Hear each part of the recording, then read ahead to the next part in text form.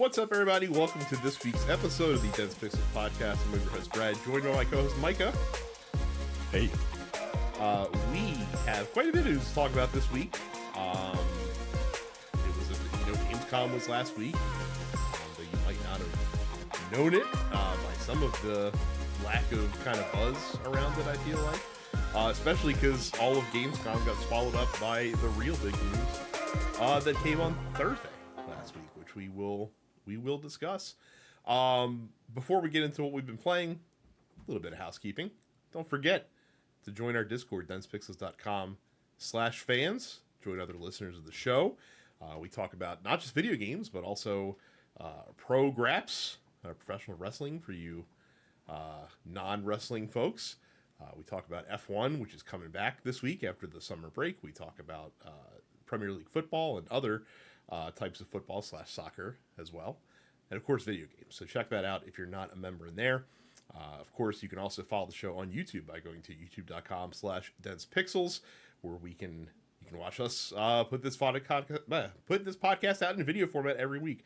I know how to talk. I'm a podcast host. If you prefer your podcast in audio form, just search TNP Studios on your podcast app of choice, where you can find us, the Nerd Apocalypse, Black on Black Cinema, and the Look Forward Political Podcast. If you'd like to support us with zeal, go to densepixels.com/premium. It's just $5 a month to show that you appreciate what we're doing here over here at TNP Studios. Micah, let's check in with you. It's been a couple weeks since we've gotten to talk last. You said you are still playing Donkey Kong Bananza. Yes, I am playing Donkey Kong Bonanza. I was playing it today, and I just hit sub-level 700. Okay. After skipping 600, apparently. Yeah, because, you'll have to go back to 600 as well. Yeah. I chose the ice path instead of the grass path. And I can't remember when, if it was you or Carrie or both, when you said it. I only have two, drum beat transformations. Mm-hmm. But the zebra one slaps. The zebra song is really good. It's ironic because it's the worst power, but it has easily the best, it's just like music. You can run. Like, all right, you can run on ice. Like it has the worst power, and it makes no sense. And in fact, like the charge dash is actually kind of annoying because it's hard to stop precision. So like it really does stink. But that song is really, really good. I don't want to tell you where you're at in the game, but suffice to say, Micah, you have more than you probably think you do to go. Okay. I remember when we first started talking about this, you were like, "I'm at sub level 1,000." I'm like, yeah. All right, well, 1,000 seems like a nice round.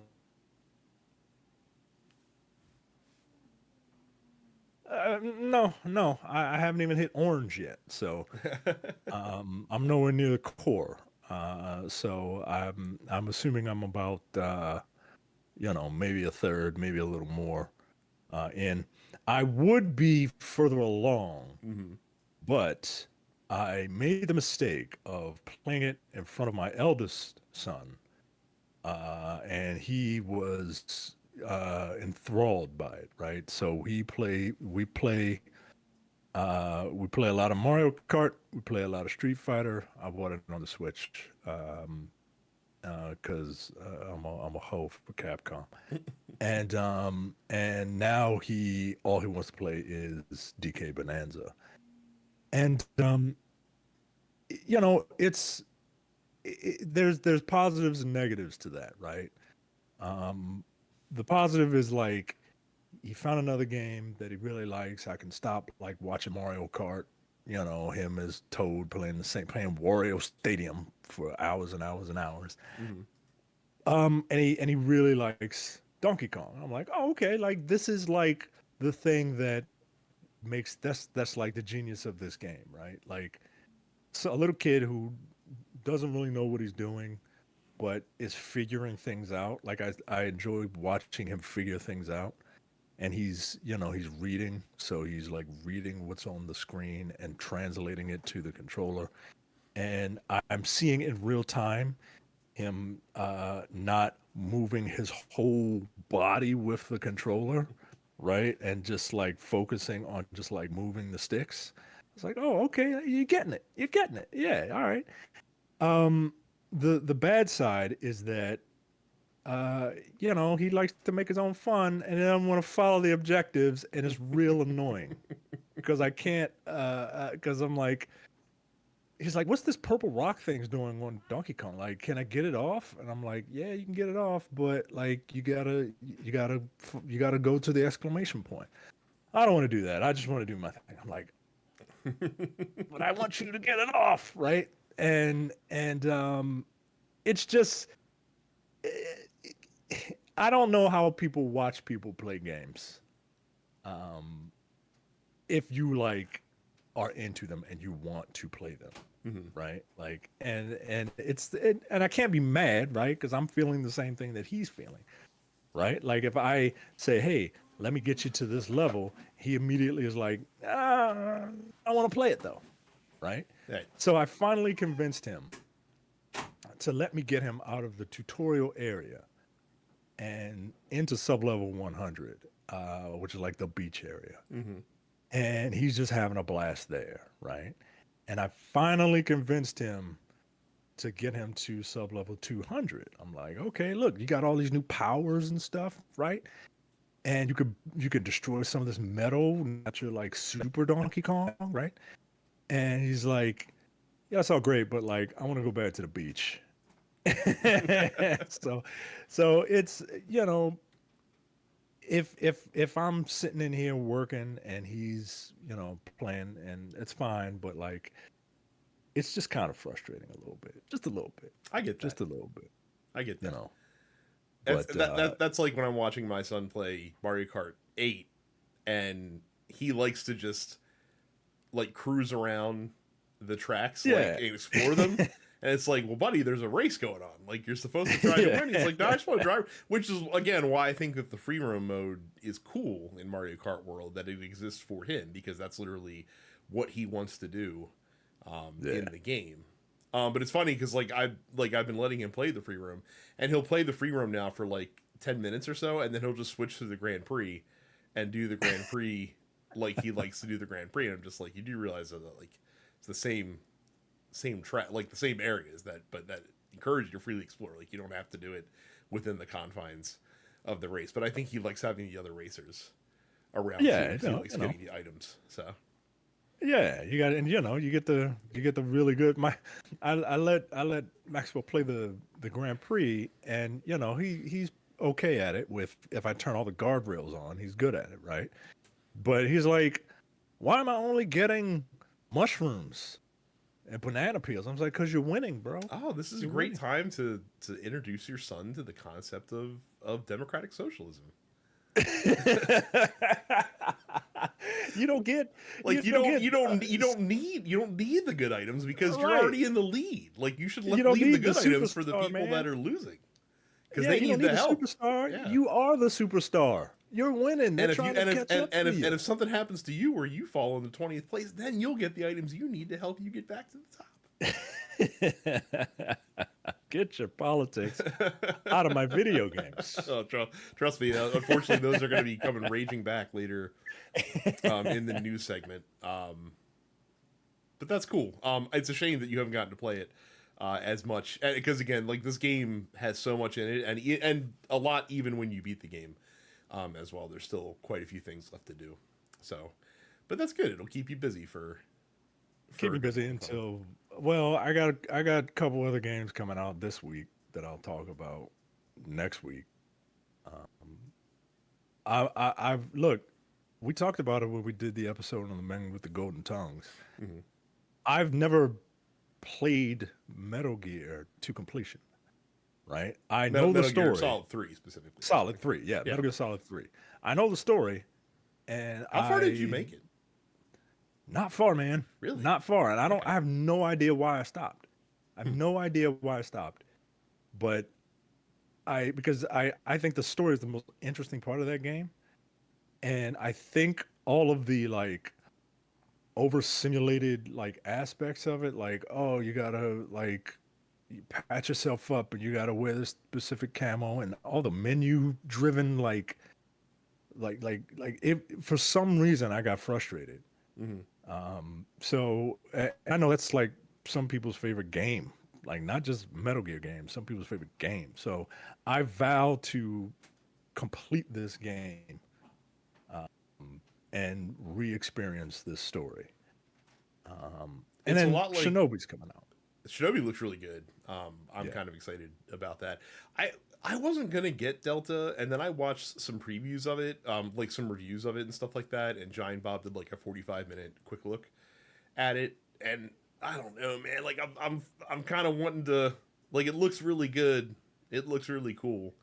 Yeah. Um, it's funny because it's one of those things like you mentioned that like it has a lot of those systems that time hasn't smiled well upon, but it's kind of like Claire Obscure, where the overall package and the highs of the game are so good that you could easily look past some of the less optimal parts of the game, or some of the parts of the game that are actually quite annoying. And they didn't completely apparently fix the menu shit. Like you still, like, to heal yourself, you still have to go into like this cure menu and like apply the two or three things, items that you need to heal whatever injury you have. I think the camo's better because I think the camo has like I don't know if it's like a wheel or so. I think you don't have to like pause the game to switch your camo out. I think there's like a, It was so annoying, yeah, like man. an on screen, like a weapon wheel almost of sorts, that you can switch the camo, if you want to. So um, yeah, Delta looks great. That looks fucking phenomenal. And yeah, like you said, Shinobi looks like Ninja Gaiden Ragebound didn't, like, I was kind of on the fence with that one. And I played the demo and I was like, yeah, it's okay. But like Shinobi, I haven't even played the demo, but like I just saw a lot of videos of that game and I'm like, wow, that looks really fucking good. I played the demo. I played the demo, and I'm like, oh, I gotta get this. This seems like something. Yeah, this seems like something. I This seems like something Terrence would really like, Hmm. but he'd probably like Ninja Gaiden a little more because Ninja Gaiden seems a little more difficult. Um, I was more of a I played Ninja Gaiden because I didn't have a Genesis, but I was always like a Shinobi guy when I went over to my friend's house to play it. Like it just I don't know. There's something about the guy named Joe. His name's Joe Musashi. It's like I don't know. That's funny to me, and it's very I like the aesthetic. I can't remember the name of the developer, but they did Streets of Rage 4, Yeah, which I recently went back to replay, and man, that game's fun. And I'm like, it's and then it's I played probably this. it's probably the best uh like beat 'em up period. Honestly. Yeah, yeah, like it's really fun. So yeah, I'm looking forward to Shinobi. Yeah. I've still been playing the same old shit. Like I haven't really been playing much new for me lately because I'm still kind of stuck in City Skylines, and I'm playing Civilization, of course, still because they've been dropping some new updates for that. But a game that I've returned to is Beat Saber, and the reason that I've returned to Beat Saber is because, so like, as many of you know, I think I talked about this before. Like weight has always been a struggle for me, and specifically trying to keep it off. And one of the things that makes it a struggle is I fucking hate exercise. Hate it. Fucking despise it. Not because like it's hard or anything. Like obviously like walking on a treadmill is pretty easy, or going out for a walk or whatever, or like I have a rower as well that I use sometimes, but it's so fucking boring. Like that's the problem for me, is that like my ADHD brain can't handle just sitting there for Yeah. 30-40 minutes or doing whatever.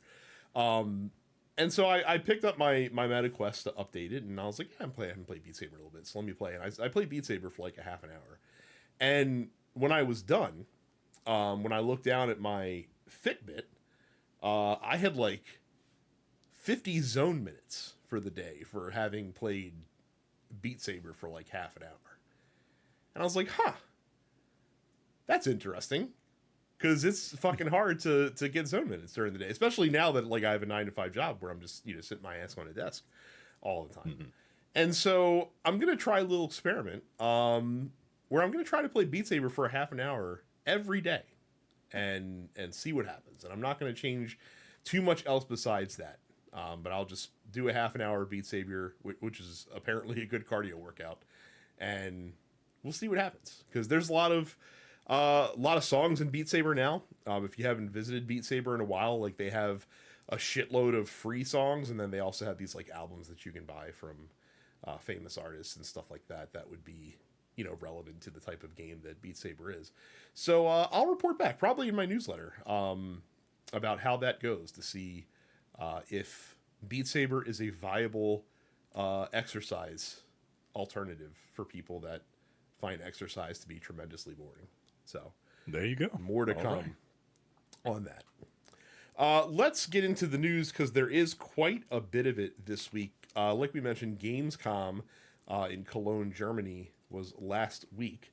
And of course, as he has done the past couple of years, Jeff Keighley hosted an opening night live, which is basically like a 2-hour, you know, presentation showing a lot of the games that are coming out. As is typical, we're not going to go blow by blow through this. We're going to talk about the things that stood out to us. And I got to tell you, I don't have a lot to talk about with regards neither, to man. this. Me neither. I really don't. You know, the second season of Fallout looks good.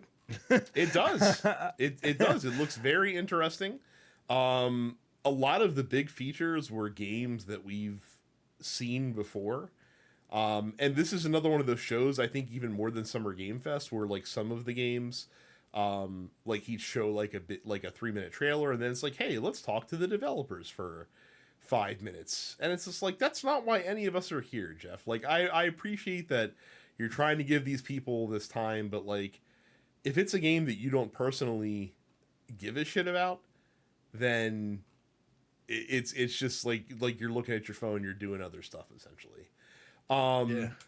The games that stood out to me, so they're coming out with a new Warhammer 40K Dawn of War game for the first time in many years, and this one is a return to kind of how the original Dawn of War was, which is more of a traditional RTS, whereas Dawn of War 2 was like a squad-based RTS, and then Dawn of War 3 was a fucking travesty that shouldn't be mentioned by name.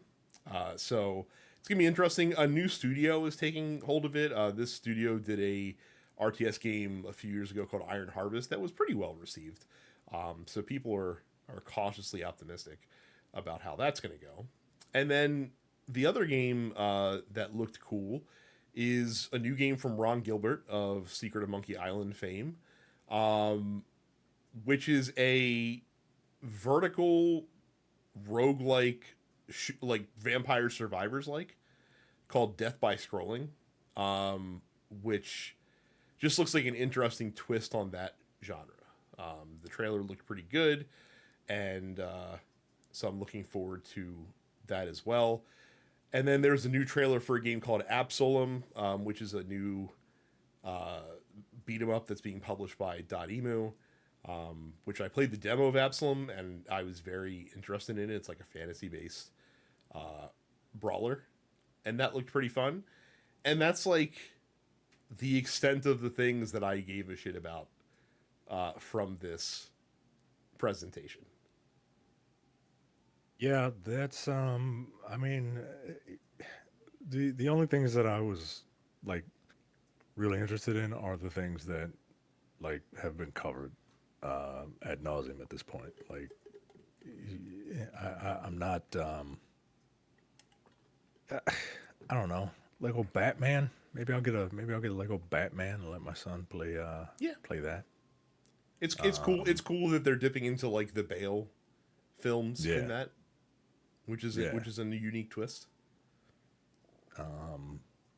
Yeah, there's not there really isn't much here that that you know piqued my interest. And even if it did, like that Indiana Jones DLC, Mm-hmm. like I just want to watch it.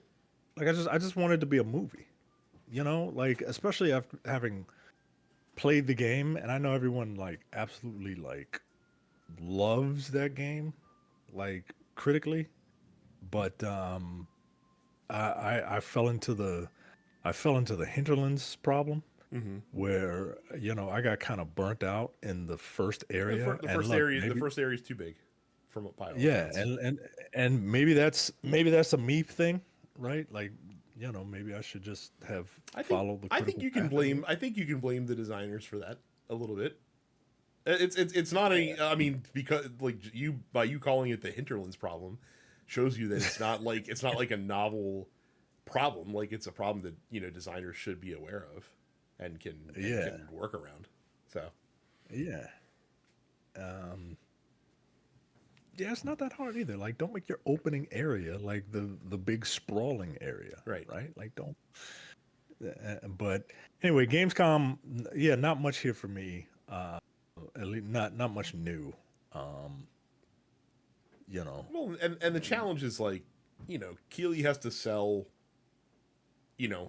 sell this stuff to make to be able to present it and do these shows. So you're kind of at the mercy of who's willing to put out money to showcase their game, and unfortunately, like the developers that are more inclined to do that are going to be folks that are developing some sort of multiplayer shooter or some kind of gacha game or some kind of anime game that has microtransactions in it.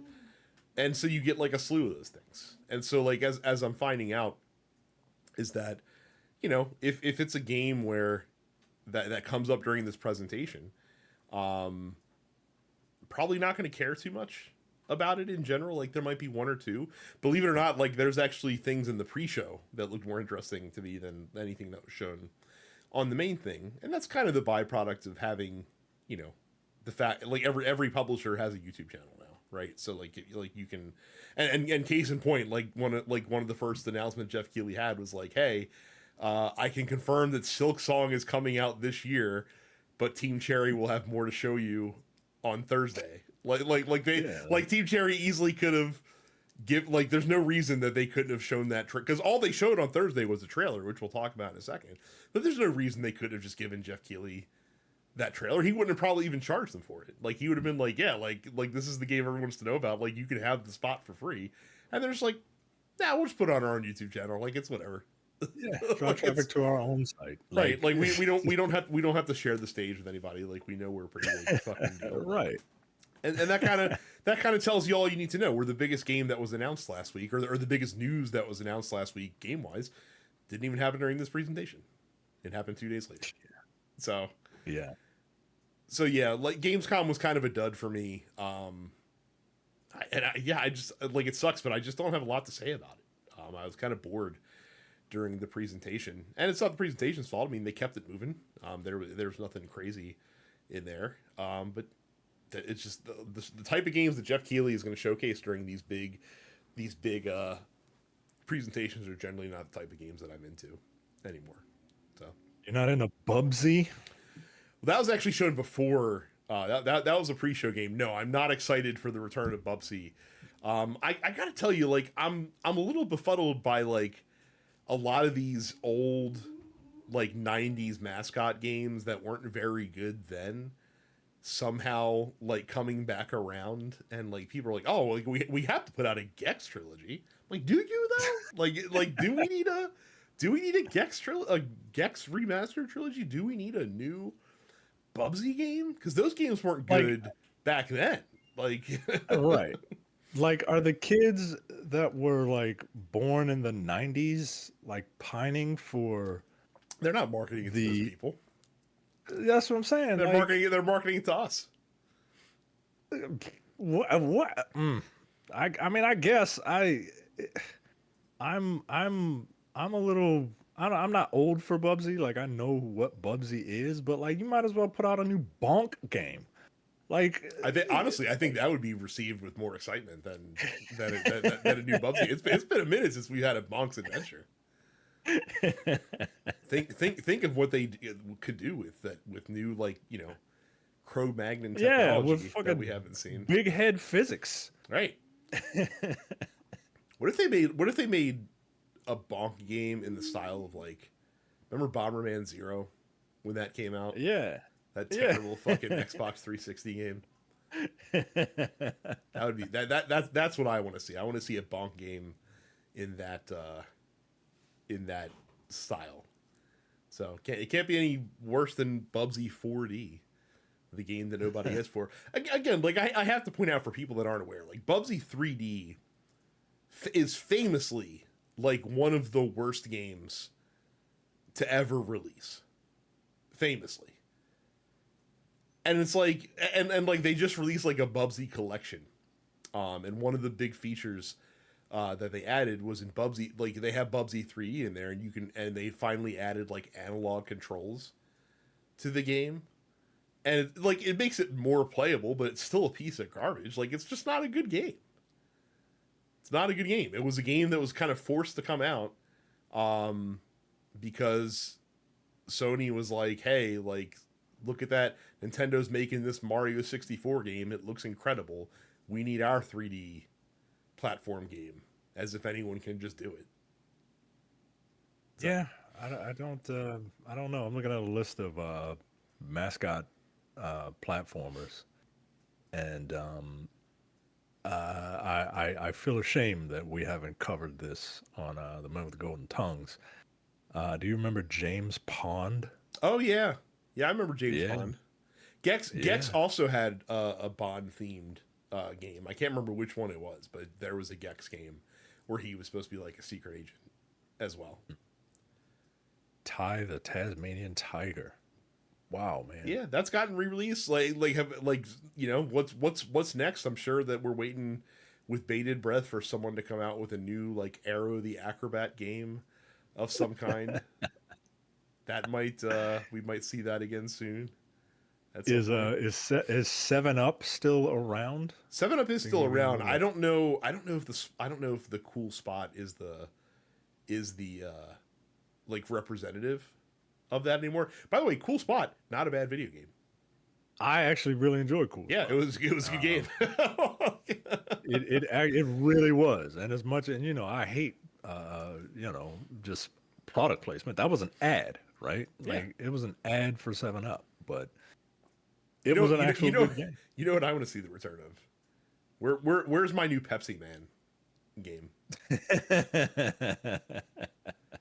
For those of you young bloods out there that haven't been graced by Pepsi Man, go check out the like a play of Pepsi Man on YouTube somewhere. Well, It's give it incredible. give it a couple months, man. The way things are going in this country, regulation. What's that? And then just I don't know. Maybe RFK will be the final boss in a Pepsi Man sequel. That'd be fantastic.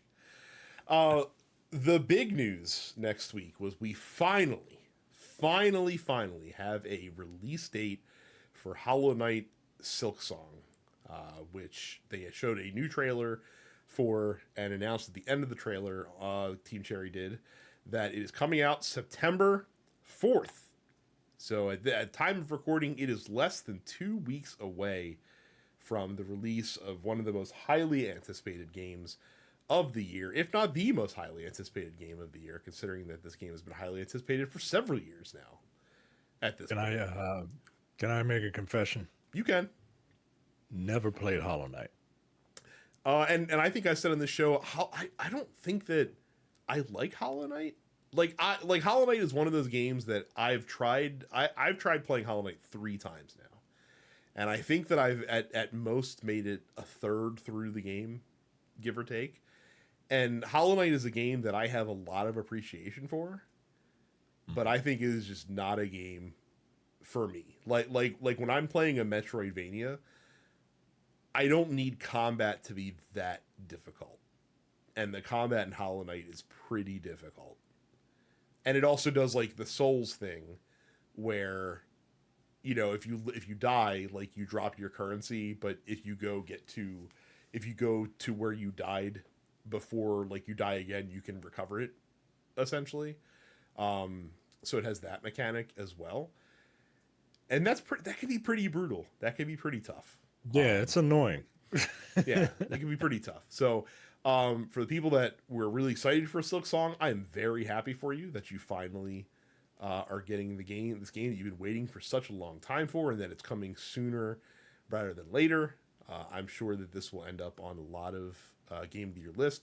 And coinciding with this, Jason Schreier announced before this announcement, like, hey, like once this announcement comes out, I'm going to be dropping a article on Bloomberg that details the development of the game, and people are like, oh shit, like Jason Schreier's coming out, and like you know what that means, like we're gonna get some dirty details, and the fucking the article drops and it turns out like it's like, hey, like no, like we had a great time developing this, like the reason it took so long is because we were having so much fun putting stuff in the game. that was basically the reason that it took as long to develop as it did, because we just kept adding stuff and we were having a great time developing it.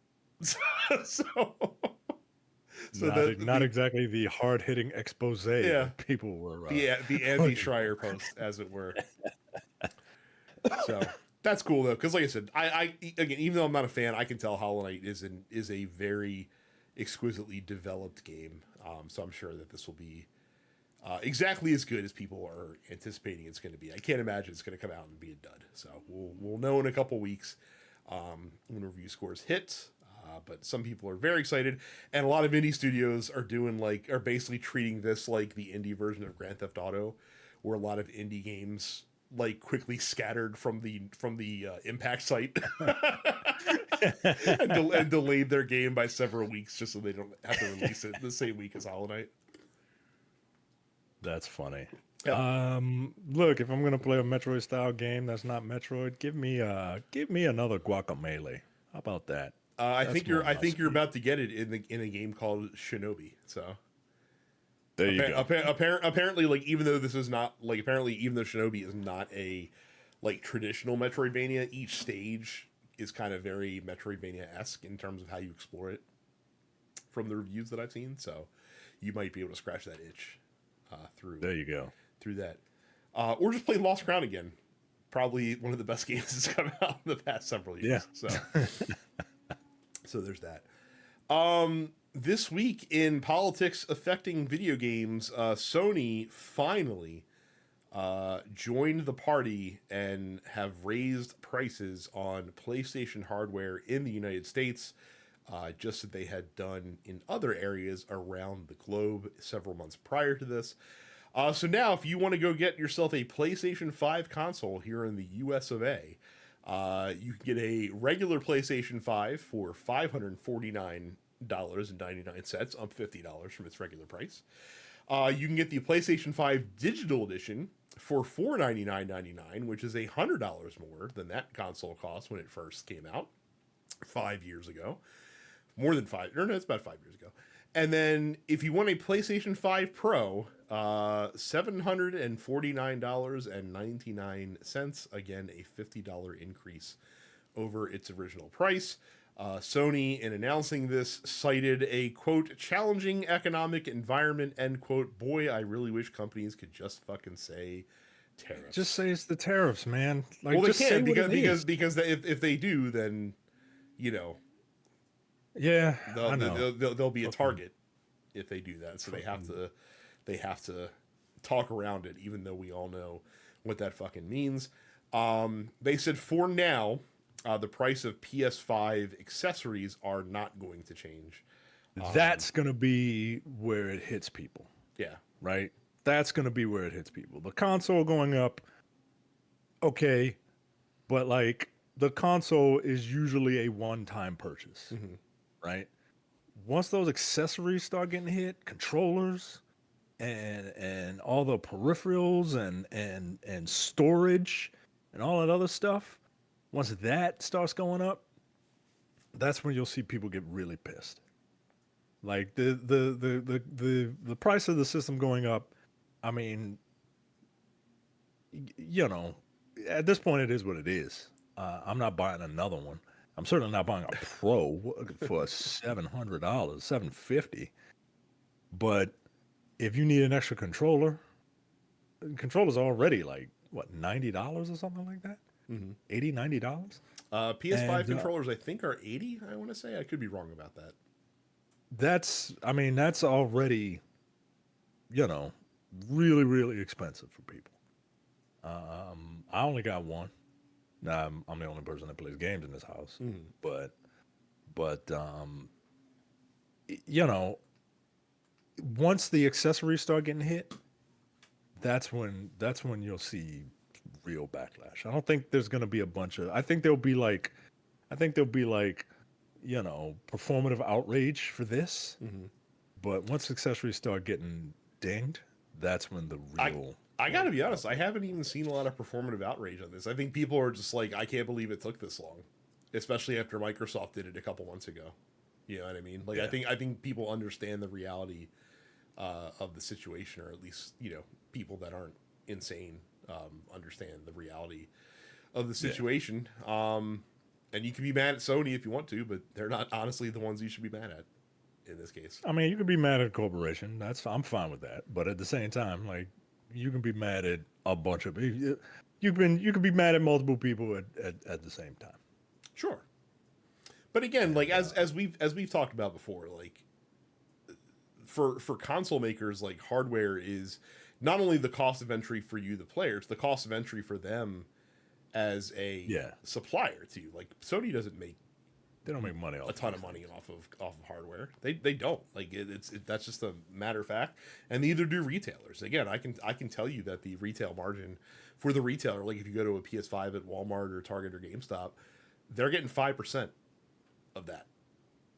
So if you buy a PS5, and I'll just say 500 just to make the numbers a little bit easier. GameStop, like the retailer, makes $25. That's it. So you can imagine how much Sony is making or not making if the retailer is only getting $25. Normally, a typical retail cut for games is 20%. Just to kind of give a point of comparison. And in most brick and mortar industries, the retailer is getting 50%. So again, it's just to get you in the door. That's it. Yeah. And the retailer does it, like, especially like Walmart, Target, because they want you to buy games, and GameStop does it because they want you to buy used games. So right. Yep. Yeah, that's where the money is, and that's where things are gonna really. That's where things are gonna really like affect you. Like I'm into toys, action figures, and stuff like that, and some of the stores that I buy these things from, like I can't buy imported toys anymore. Yeah. Because they are, I mean the markup is crazy. The markup was already crazy, depending on where you go. Like if you go through a U.S. Store and they import the toy and then you buy it, there's a markup there because like the store, the brick and mortar has to make money, and now there's a markup on that markup, right?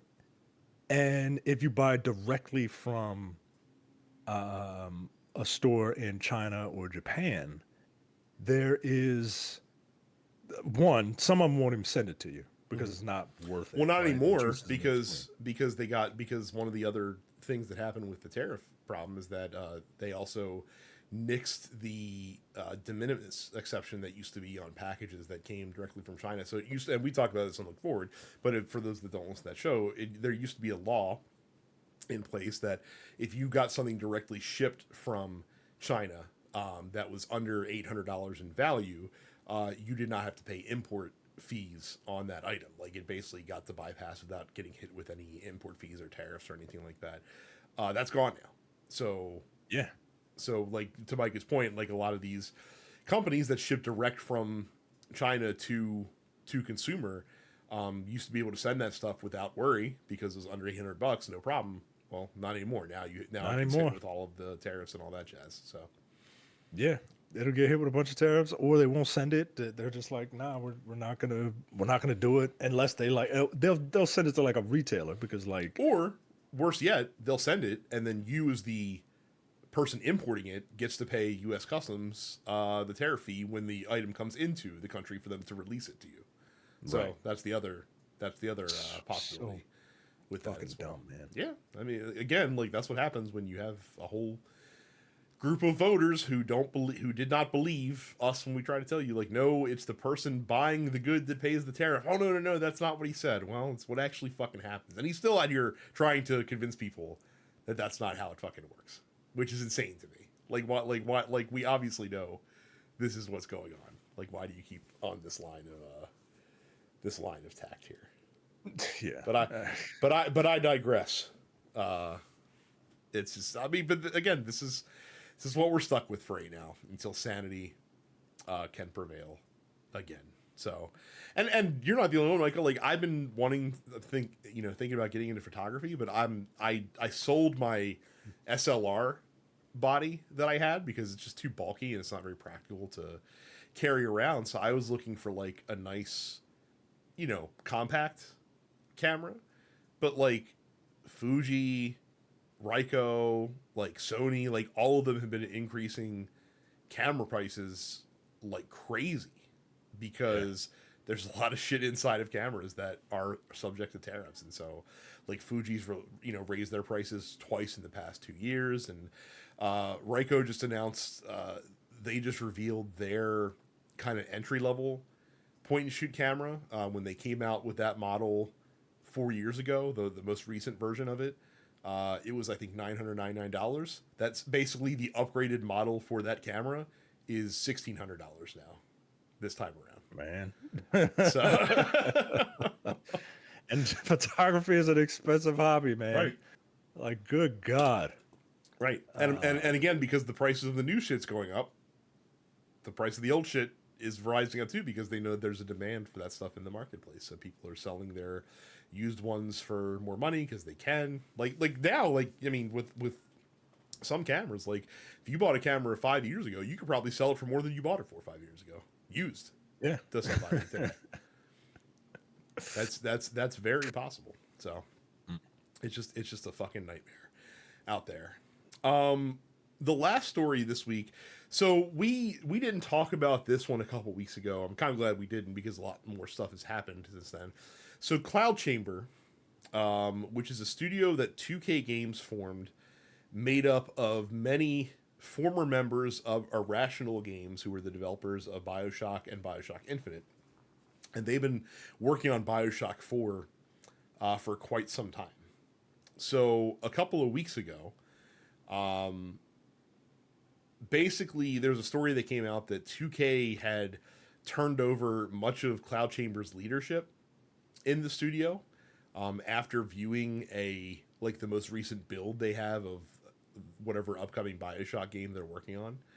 And essentially the game was so poor that, like I said, they turfed out studio leadership and are basically redefining like the scope of the game essentially, and and narrative elements and things of that nature as well. So that was a pretty crazy story. And then following that, we had the surprising kind of sudden announcement from Rod Fergusson, who's a big industry veteran, who was with Blizzard as the general manager of the Diablo franchise.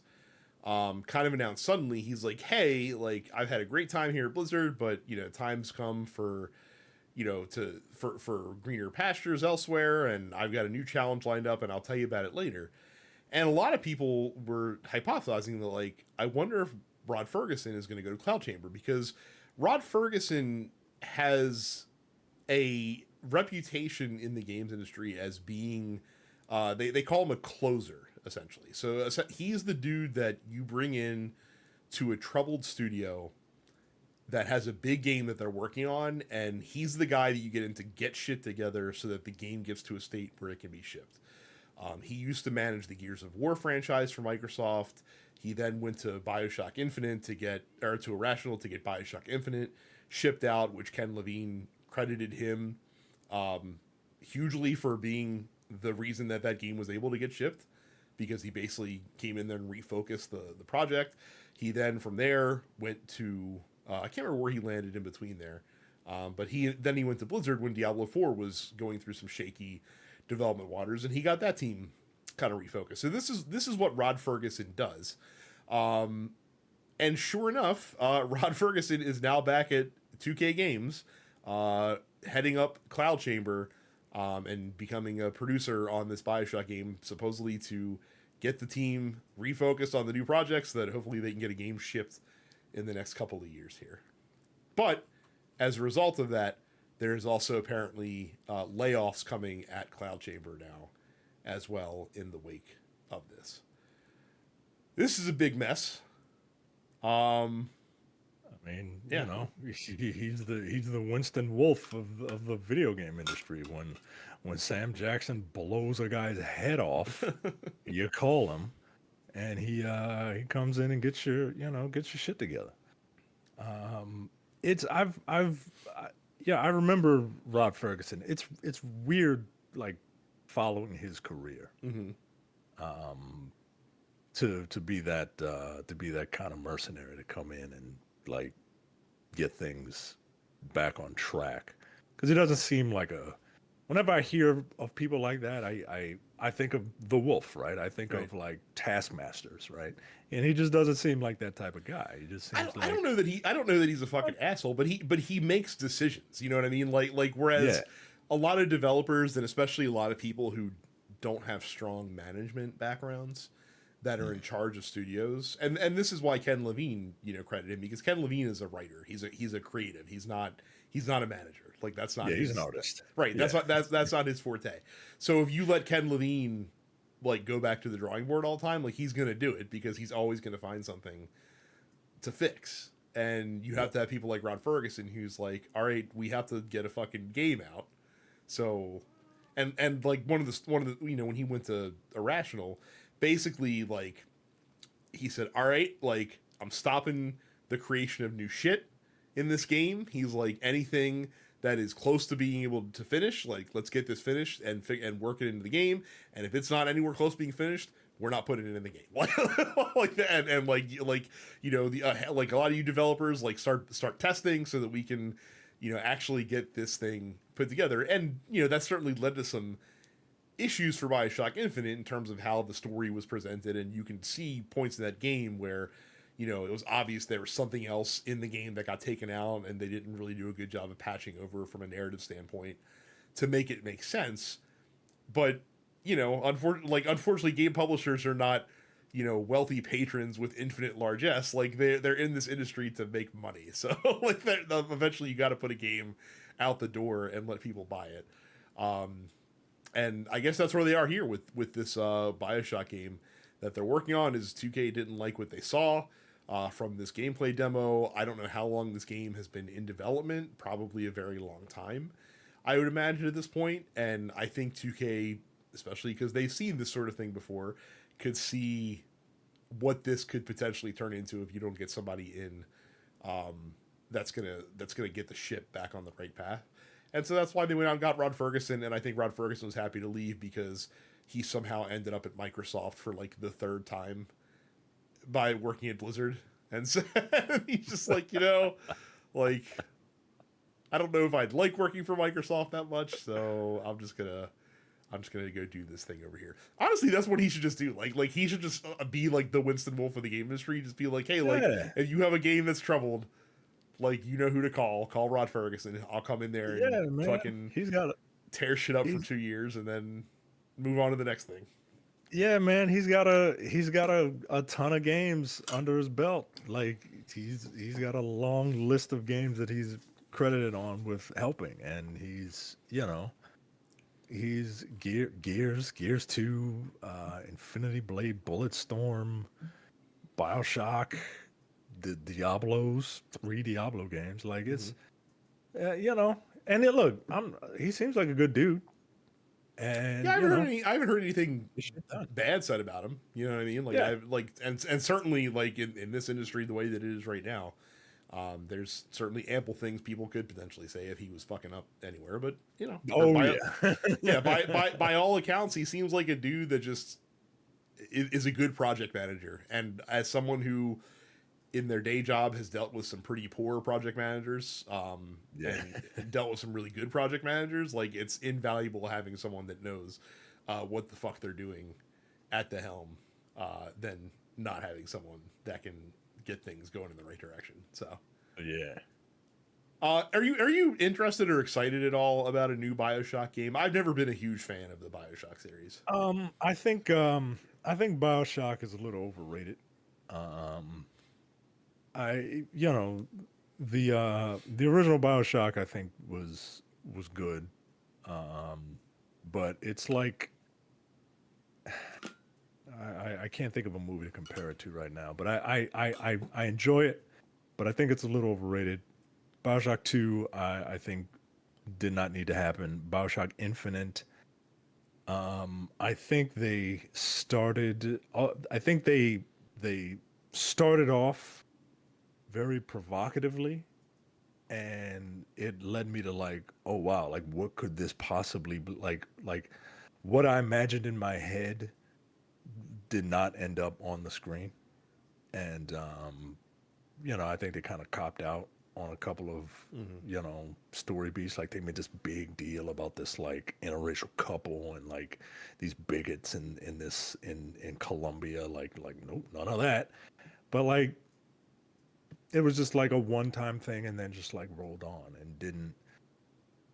I think it's like they're like the Metal Gear games the without the message behind them, without the themes behind them. I don't know.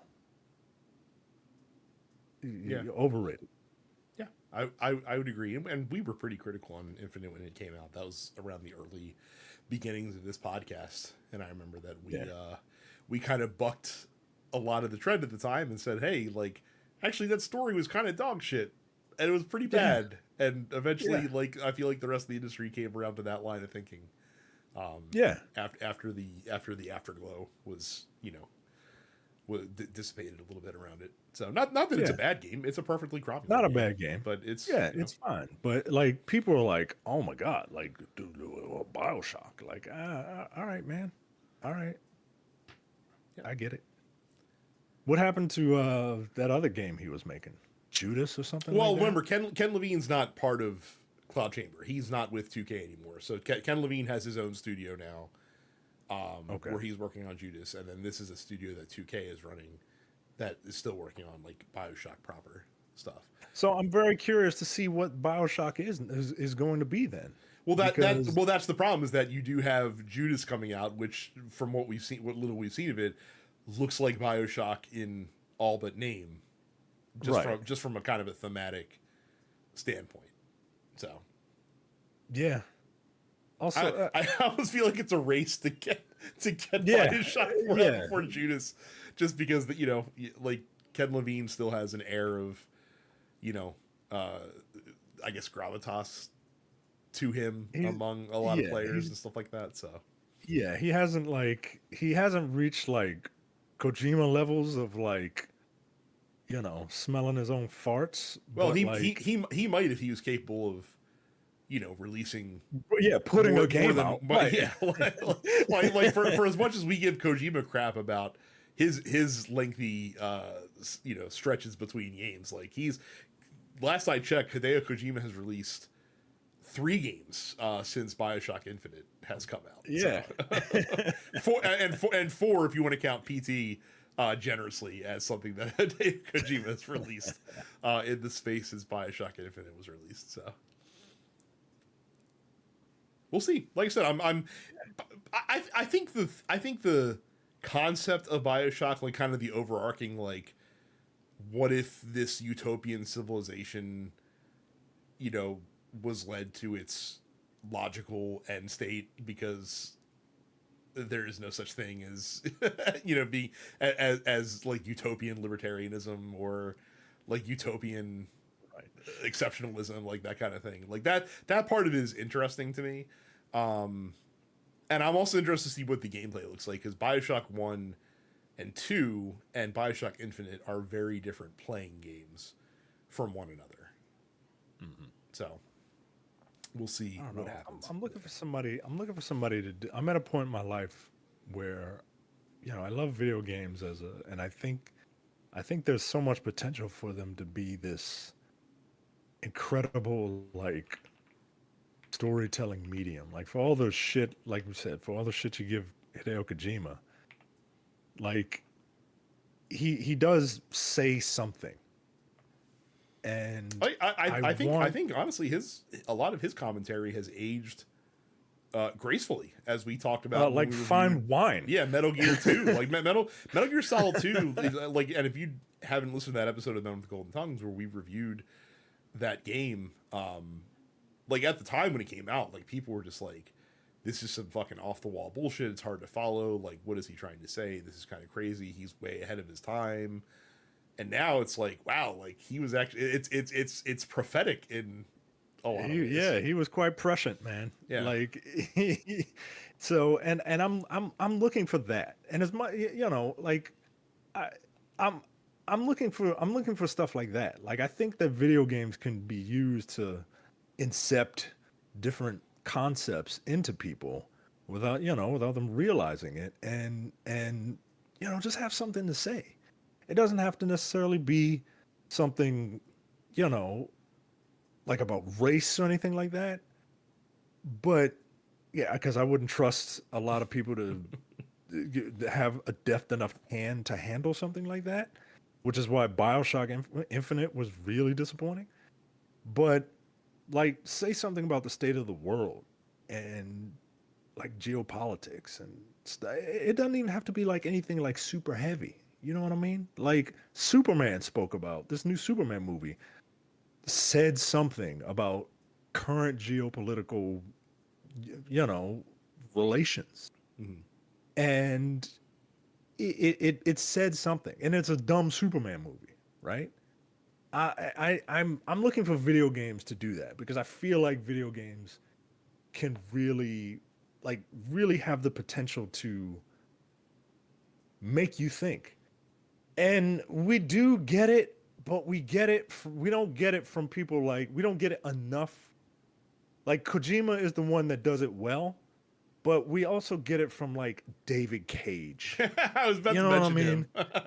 And it's just like, come on, bro. Like, I need something. I need someone who knows how to tell a story, and not necessarily, be Detroit become human. Make the android sit in the back of the bus. Huh? Right. That's what Huh? I'm saying, man. Like you can't, you can't. There's not enough. You don't know enough black people to do that game, man. Like you don't know enough minorities to do that game. Like it just doesn't. I don't know. I mean, Maybe and one day. I mean, honestly, this is a problem. Less of video games. Well, it's a problem with video games because of the point that I'm about to make, but it's less a problem of the medium and more indicative of the industry as a whole. Because you could easily get some of these stories, but it would involve like more large studios having leadership and like writing and narrative leads that are people of color and not just white men all the time. Like if you Yeah. if you want a depth story to be told in video games about racism in America, I feel like you need someone who's experienced racism and can understand it within themselves to be leading a studio and like having Ken Levine set, hey, I wrote the Devil in the Castle or whatever book inspired Bioshock Infinite. Like, hey, I read that and I want to make a cool story that's kind of based on that. You're not going to get that from him. I mean, and even if it's like you can even make it something that is a little more universal, right? Like that game Tales of Zendara or Kanzera, that was about fatherhood and grief, and it was one of those Metroid style games, but like the story, it was the thing that kept you going because it was uh, uh, uh it was about grief, and the guy lost his dad and decided to make this game because he had something to say. You know what I mean? Like I need more stuff like that, Mm-hmm. and I would love to see like big budget stuff like that. Yeah. Like I I'm not, because like you know it's, it's you gotta hit a mass audience, and you gotta like You make know money what and this stuff. also it's interesting to me too because you know how so like and I'm gonna make a weird analogy, but this is how it kind of makes sense to me.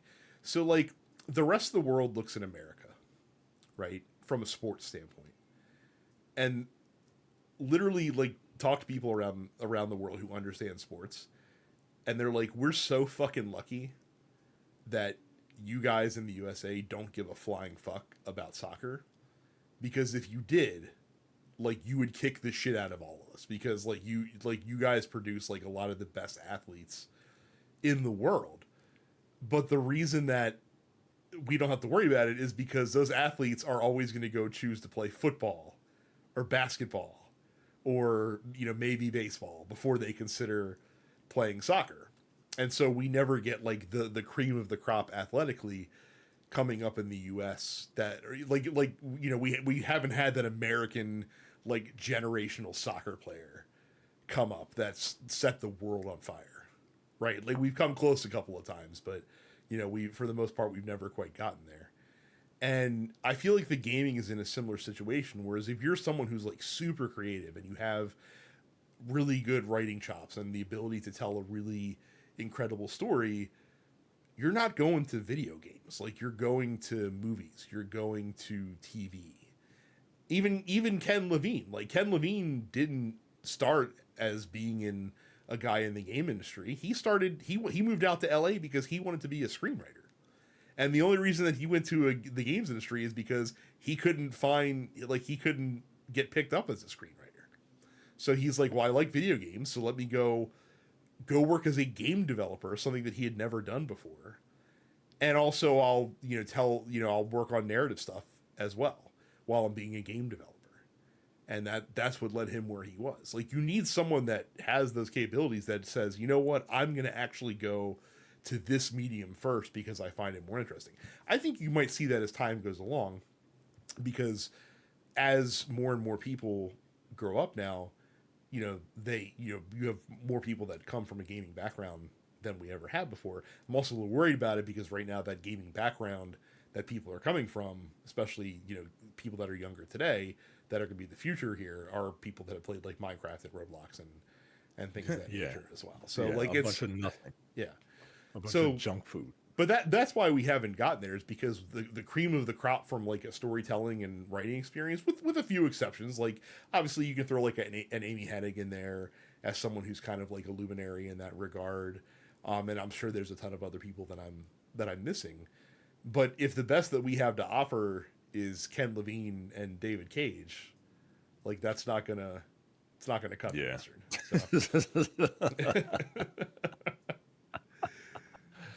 So.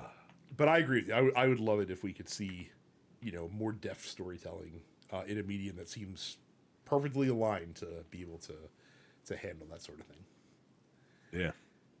Well, let's lighten the mood a little bit by going to the Dense Pixels post office. You have to be a member of our Discord in order to ask us questions, but we'll answer them if you do.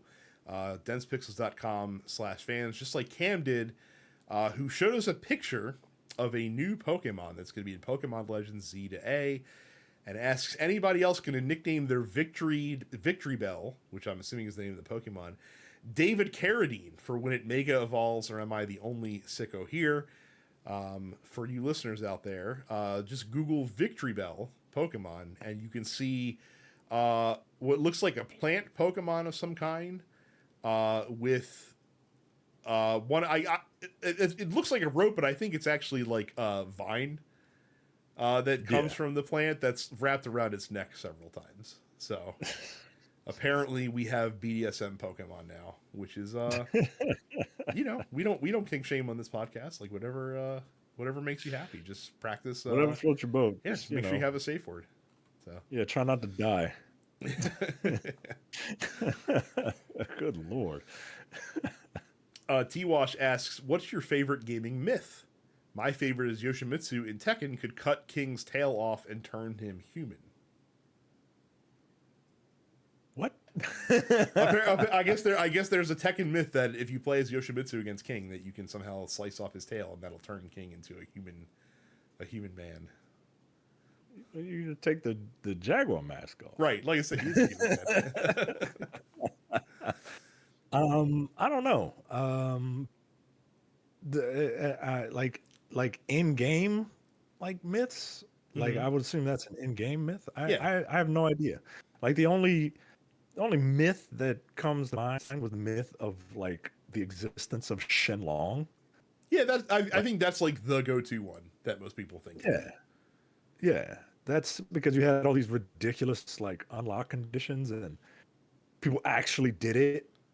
in the arcades, right? So you had to like keep feeding the machine to do it, and when they did it, nothing happened, and like, but I didn't know if that was a myth. Would that be considered a myth or just like one of the best pranks in video games? Well, if you recall, I think the story is, and for those that don't understand what we're talking about, so when Super Street Fighter 2 Turbo was in the arcades, I think it was a mistranslation Yeah, of one of Ryu's victory quotes, where he you must defeat says, "Yeah, Shenlong you must to defeat stand a Shenlong to chance. stand a chance," and I think it was a mistranslation of like he was trying to say like you must defeat like my Shoryuken or something like that to stand a chance.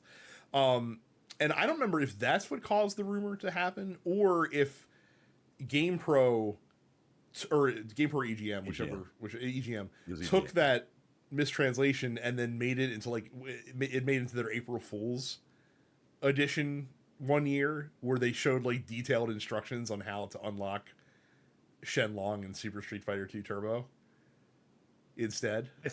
I think that's it. I think there was the mistranslation, and then EGM was like, let's run with this, right? And the Mhm. article was by W.A. Stokens, aka Waste Tokens, right? Like it was a great it was a great gag. It was one of the best like actual pranks that, and April Fools, just because like April Fools now is just like people lying and saying, "Oh, okay, April Fools!" Like, shut up! Like you're just lying. Like that's not like an actual prank, right? But this was an actual prank from a legitimate like outlet for gaming news, and it came out in a time like you couldn't do this now because it came out in a time where like everything was analog and you got all your information from this, and you know it was they drew up like art and stuff like that. It was great. It was a wonderful prank. And then they had I'm looking at the the the the article now, and they literally the article is literally titled "Tricks of the Trade," and then at the end of it, it says, "Hey, here's EGM's April Fool's contest, guys." Like they couldn't have made it more like of a gag, but yeah, I mean it was great, man. Yeah, that I mean that like I said, that's the one to take. You know, certainly the most famous. Um, I was gonna say the Mario Minus World, but I think that's actually real. Actually, I think the Minus World is something that you can make happen in the original Super Mario Brothers. Um, Didn't Diablo have like some sort of like cow world or something like that well, they put in the game because of like a myth or something like that? so Diablo 2 does have a cow world. I can't remember why the cow world existed. They kind of threw a wrench into it in Diablo 3. Or maybe it was Diablo 1 was rumored to have a cow level and it didn't. And so they put it into Diablo 2. Like there's a specific like heraldic recipe that you can do in Diablo 2 to get access to the cow level.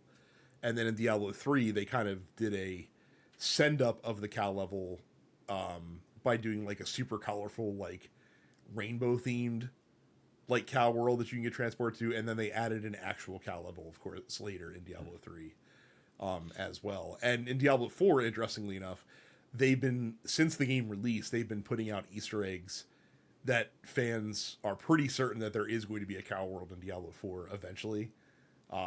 But they keep like every new season that comes out, they put out like new breadcrumbs that the most hardcore players figure out these like very weird clues that they have laid out. So Yeah. that was one that ended up becoming true. Like I said, I don't remember the exact progression of story. No, you got it. You got Okay. it. The cow level was originally a hoax about a secret level perpetrated by players of 1997's Diablo, and has been described as one of the most famous well-known urban legends related to video gaming by publications. And The attention surrounding the hoax influenced developers to acknowledge it as an inside joke. And yeah, eventually they eventually put the cow world in Diablo. Yep. So there you go. Let's see here. Kirby Curb Forever asks, "Hey, is their Apocalypse podcast done? I hope the guys and their families are okay. It's been about a month and nothing. Also, has anyone played Visions of Mana? It is a fun game. A couple shows have been slowed down because Jay has been traveling a lot over the past several weeks. And also, like, we've all had stuff going on as well, so there hasn't been a good time to record it. I mean, I know Look Forward, we've only put out one episode, I think, in the past month. I think Black on Black Cinema has been on a similar hiatus over the summer as well. Yeah. So, yeah. We're coming back this week. Yep. Jay came to America to hang out with his family. And we saw weapons because we didn't see it yet, so we were like, hey, let's hang out, let's go see Weapons, which is a very good movie. And yeah, so he's back in sepia toned Mexico. And we're gonna start back up. We're already I spoke to him earlier today. We're probably gonna do well, you guys will probably do Look Forward tomorrow, I think. And then we'll do Black on Black Cinema on Wednesday, and then probably Nerd Apocalypse on Thursday. So we're back this week, or whenever Jay finishes, editing and uploading. so like I said, a couple weeks off, and the reason this show kept going is because I'm the one that produces the show, and Jay produces all the other shows. So that's why you had the steady drumbeat of Dense Pixels to sate you during this time. So, but hey, if you, I will tell you, Kirby, if you're not a premium member, there's a ton of evergreen content in that premium membership as well, with all the extra bonus podcasts that get put out. So that's always something to keep an eye on if you're ever in a dearth of content, because we do run through this sometimes because this is not our full-time job, of course. So life gets in the way occasionally. Visions of Mana. So the Mana series is a pretty big blind spot for me. I've never actually played any of the Mana games. I've always meant to play Secret of Mana at some point, because that is kind of, most people will tell you that's the best one in the series. And Visions of Mana, like, I remember checking it out when it came out, and it just didn't, I don't know, it just didn't look great. Like, if I want that style of action RPG, I've kind of come across the Ys series to kind of scratch that itch, and I really like that series quite a bit. Have you played any of the Mana games previously? Nope. Nah, never. Let's see. Ejac asks, "What's a video game soundtrack you always go back to for a nice listen?" Sonic Adventure 2 Butt Rock never gets old. I'm sure if Carrie were on the show this week, she would absolutely agree with you. I mean, Street Fighter is obviously like a fantastic go-to. Street Fighter 3 Third Strike specifically is the one that I keep in heavy rotation. Yep.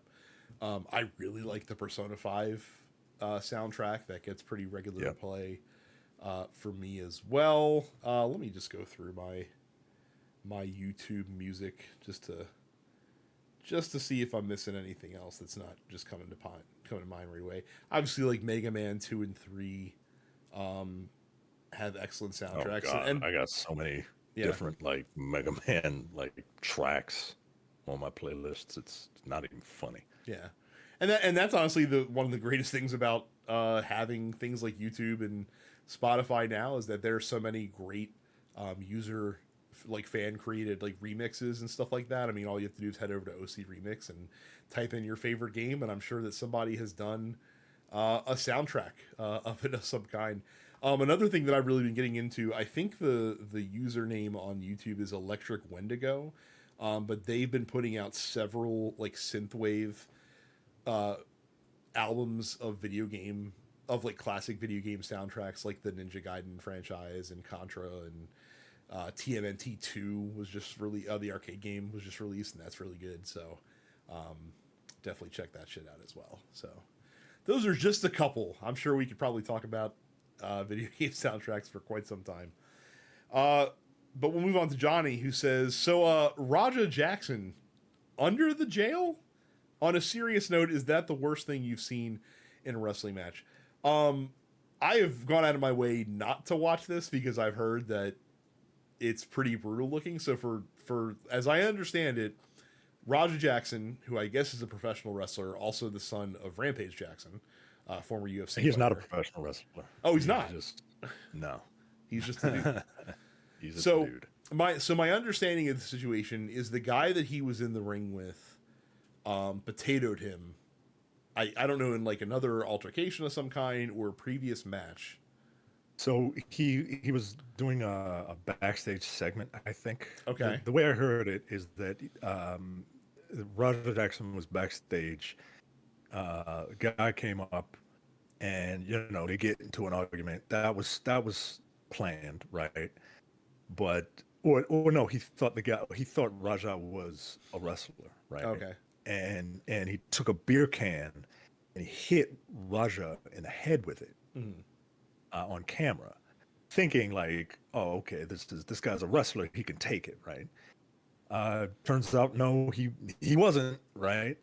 And they explained to the wrestler, and the wrestler was very, very apologetic. He's like, dude, I'm super sorry. I thought you were, part of the show.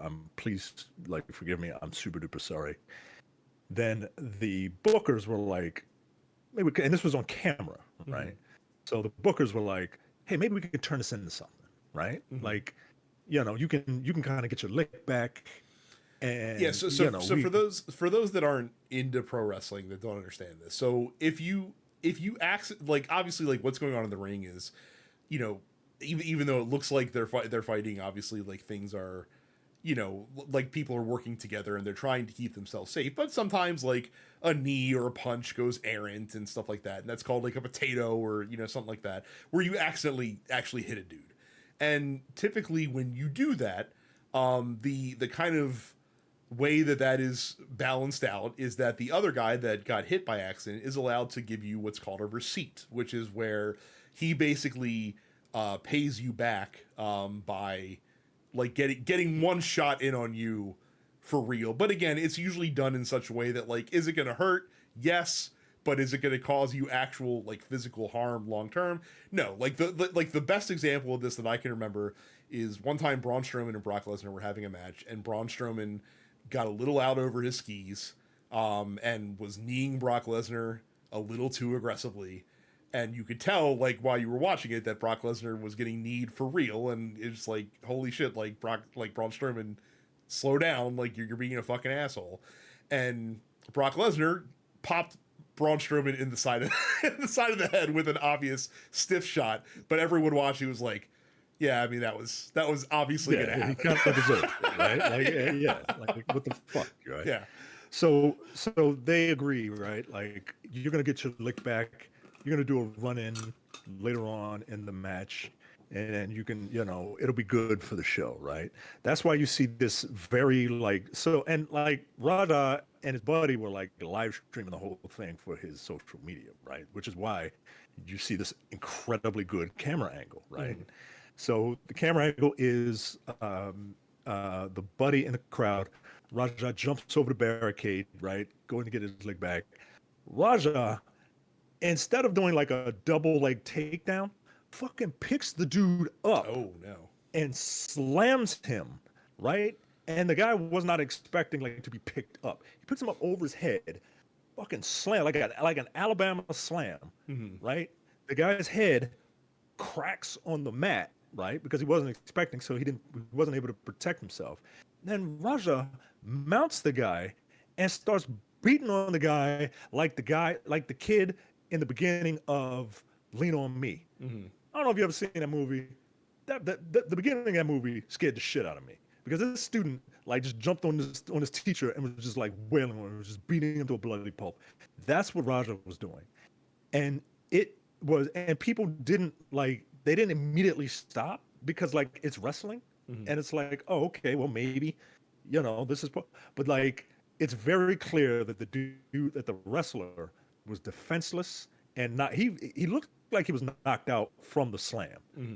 And Raja just kept going and going and going. And he got like, no bullshit, like he got like 15 to 20 hits in before people like were like, oh shit, like this dude's bleeding from the ear, get him off of.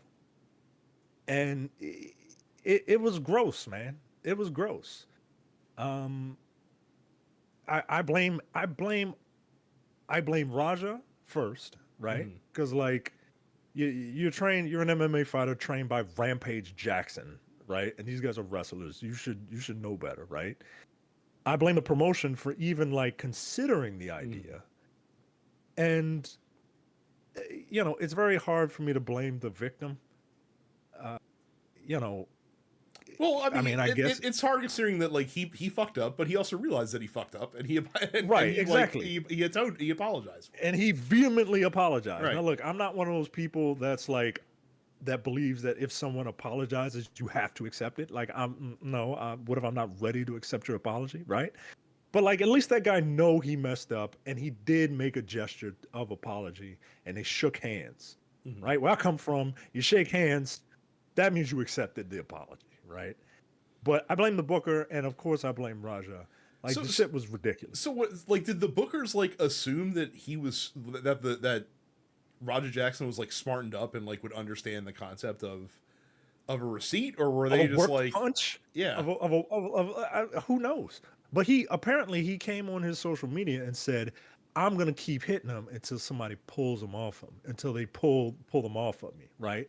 Like because he's got to be tough for his social media or mm, whatever. But he kept like it was pretty gross, man. It was pretty gross, and you don't you, yeah, I have a newfound respect for like those UFC refs who like immediately like are able to spot when someone is defenseless mm, and then throw their entire body to try and protect the defenseless person because nah, yo, like it was, and these weren't like they were like trained like haymakers, but they were focused, right? It mm. wasn't just like like Well, and ultimately, like that's probably why, like I heard that they like police are like investigating this now, essentially, and treating it yeah, like it's an yeah, assault. Like for him, like it's especially, assault, like yeah, you should know as a trained fighter, like when someone is defenseless. right. And so like I understand like you got a little exuberant about your about your double leg takedown slash Alabama slam. Okay, I'm willing to realize that like you fucked up and got a little too excited, not realizing like what the score was. And maybe like if you delivered like a punch or two afterwards, okay, I get it. But like at some point, like when does the realization kick in? Like, hey, like Yeah, man. I'm just fucking concussing this guy close to death, basically, because Right. no one's stopping Yeah, me. yeah. It was not. Yeah, it was pretty fucking bad, man. Yeah. It Well, was I pretty like I said, fucking bad. I hope that the promoters also has faced some consequences from this as well, because again, you said that they're Uh, apparently the ones that enabled the situation. I think it's actually like Rikishi has something to do with that Oh, promotion. really? I think it's like his promotion or some shit. So, Mm-mm. yeah, man. Don't pretty gross, man. Pretty gross. Uh, Mad Coco G asks thoughts on the Shinobi Art of Vengeance demo, which you briefly talked about up top. I'm buying the game because of it. There you go. I downloaded that demo. I was like, oh, this is amazing. I'm by the way, quick aside, I'm so like my brain has rewired itself into like getting so used to publishers now not releasing early review code that when I see like a review of a game that looks really cool and I go to buy it and it's not available for another couple days, like I get irrationally upset about it. Like I went to go buy Shinobi, it's like, this will release on the 29th. I'm like, that's 4 days away. Like what the fuck? Why am I seeing reviews today? If it's not if it's 4 days away. Thank you though for putting out the review early so people can make an informed choice before they go to buy the game. I do appreciate that. So Yeah, that's usually what you want. yeah, Like, ideally. Finally, C. Kent asks, what is the worst/best food recommendation that a person has given to you? Um, I I I can't think of a bad one. Mm-hmm. Because I don't eat I, all the food that I eat is usually like cromulent to excellent, right? Mm-hmm. Like people usually don't like, hey, you got to try this, and then I'm super disappointed, right? But at the same time, the the food that I think is like the in my memory that's like, oh my god, this is amazing, is tied to experiences, Mm-hmm. right? So the best steak I've ever had was in Paris on my honeymoon. And I don't know if it was the best steak I've ever had or if it was because I was on my honeymoon Dude, in I, Paris. I I have a perfect story that aligns with that specifically. So like my wife and I honeymooned at Disney World, and we stayed at the boardwalk, which is one of the resort um uh places that they have down there, and it's in that resort area that's like surrounded like that surrounds like the lake that's down there, and they have like 3 different hotels, and they have like a boardwalk as well, um that also surrounds that. And when we got down there, obviously we were tired from the travel and whatnot. We weren't going to do any parks on that first day. So we just wanted to grab like, hey, like let's get something to eat that's close by on the boardwalk, something that's familiar, just so, we're not going crazy here. And they had a big ESPN zone at the end of the boardwalk. So we're like, hey, let's go to the ESPN zone, get in and get like a known quantity. And because, it's in Florida, they had a Cuban cheeseburger on the menu that I got. I have a particular affinity for Cuban sandwiches in general, Yeah. and I swear to God that is still to this day the best burger that I've ever had. To the point where we returned to the ESPN zone on 3 additional occasions on that trip, and I got the same fucking Cuban burger every Yeah, single man. time, and it was Yeah. just as good every single time. Well, is it actually the best hamburger that I've ever eaten? Probably not, but like you said, I was on my honeymoon, so so Right. the experience Right. Like goes along with that. yeah, everything that was surrounding it was like okay, like it was walking distance from our hotel. There was a huge line. We got lucky because they were like, "Hey, we need 2 people," and we're like, "We're 2 people," and it's like, and yeah, so it was everything about it, and I can still taste it, right? But I don't know if it was because the food was good, which it was, or if it was because I've had good steak here, Right. right? But I don't know. I think that's part of it. I think food and all that like is tied to experiences, which is why I don't have a bad experience, right? Because I generally don't have bad food experiences. Mhm. Um, I can only think of one, and it's because someone put like canned mushrooms on a pizza or some shit, and I ate it, and I'm like, I had a violent reaction to it, so I'm like, well, must be the mushrooms. Never gonna have mushrooms again. And people look at me like, but you had canned mushrooms on like shitty pizza. I was like, well, nope. Yeah, I've had they shitty they pizza have before. tarnished all fungi for the rest of my life. That's Yeah, it. thank you Yeah, very that's much. it.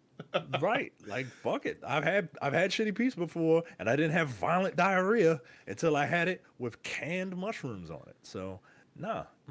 the No oth- the mushrooms. other the other best recommendation that I can give is there is a of all place. I was on a work trip in Salisbury, North Carolina, which is a small town located directly between Charlotte and Greensboro in North Carolina. Um, and for some reason, they have one of the best pizza places. They have a brick oven pizzeria called the Salty Caper, which is some of the best pizza that I've ever had in my life.